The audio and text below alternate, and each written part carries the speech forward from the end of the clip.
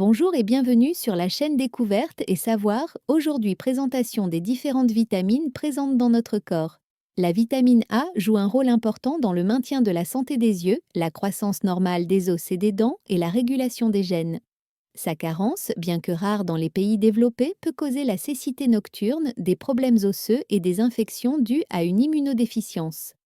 La vitamine A se trouve principalement dans les jaunes d'œufs, le foie, les huiles, la viande, le fromage et le beurre. La vitamine B1 aide à convertir les aliments en énergie, à maintenir une peau saine et un système nerveux en bonne santé. Sa carence, appelée beriberi, peut être sèche ou humide. Le beriberi sec cause une neuropathie, tandis que le beriberi humide provoque une cardiomyopathie dilatée, pouvant même entraîner une insuffisance cardiaque dans les pires cas. Étant une vitamine hydrosoluble, elle est éliminée par l'urine en cas d'excès, ce qui rend les carences en B1 plus probables que les toxicités. Les principales sources de vitamine B1 sont les œufs, la viande, la levure, les légumes et les noix.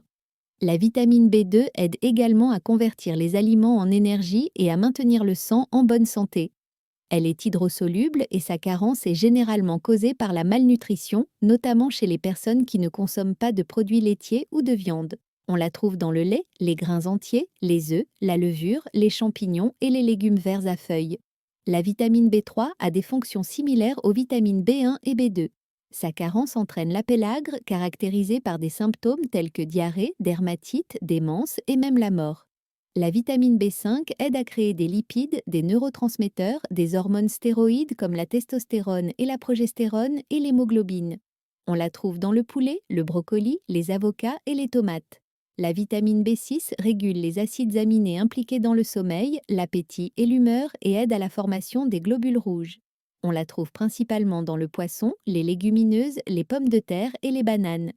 La vitamine B7 aide à synthétiser le glucose, à décomposer les acides gras et à maintenir des os et des cheveux en bonne santé. Sa carence est rare car elle est présente dans la plupart des aliments, mais manger des blancs d'œufs crus peut l'empêcher d'être absorbée à cause de l'avidine. La vitamine B9 est souvent prise par les femmes enceintes pour assurer la santé cérébrale de l'enfant et est nécessaire à la création des cellules. On la trouve dans les asperges, le gombo, les épinards et le jus d'orange. La vitamine B12 joue un rôle clé dans la synthèse de l'ADN et le métabolisme des acides gras et aminés. Sa carence peut entraîner une anémie mégaloblastique avec des symptômes tels que des difficultés à marcher, des engourdissements ou des picotements dans les mains et les pieds et de la fatigue. La vitamine B12 se trouve généralement dans les produits d'origine animale, donc les végétariens et les végétaliens doivent surveiller leur apport. La vitamine C se trouve uniquement dans les fruits et légumes, en particulier les agrumes. C'est un antioxydant qui combat les radicaux libres.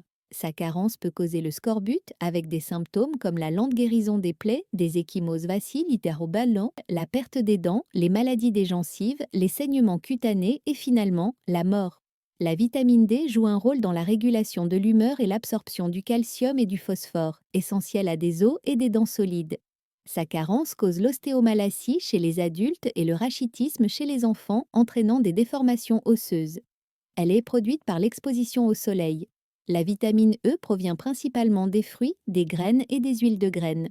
Elle protège d'autres nutriments comme la vitamine A et certains lipides de la détérioration et prévient la maladie d'Alzheimer. Sa carence est rare mais peut entraîner des troubles de la coordination, une faiblesse musculaire et même une paralysie.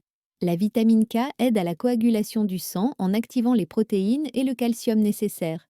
Elle est également produite par les bactéries dans notre intestin et se trouve dans le chou, le foie, le brocoli et le chou frisé. Sa carence peut provoquer des saignements excessifs après des blessures, l'ostéoporose et augmenter le risque de maladies cardiovasculaires. Voilà, c'est tout pour aujourd'hui. Si tu souhaites avoir plus de contenu et soutenir la chaîne, pense à t'abonner.